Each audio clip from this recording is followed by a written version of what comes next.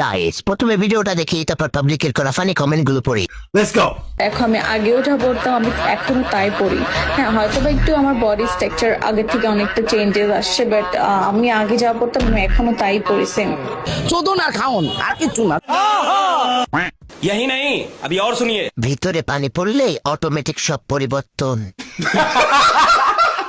আগে তো তাবিজ পড়তেন, এখনো কি পড়েন নাকি? আম থেকে তরমুজ বানানোর গল্প। বড় হওয়ার জিনিস বড় হয়েছে, এই নিয়ে কথা বলার কি আছে? ওরা গাছটাকে এইভাবে তাজা করলো কেডা? বডি চেঞ্জ, দুডু চেঞ্জ, সবই কুদরতি পানির খাওয়াল।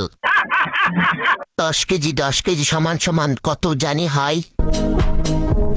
ভিডিওটা তো এখন ভাইরাল হলে ভালো লাগতো, ওই সময় ছিল আম, এখন তরমুজ। তাবিজের কামাল।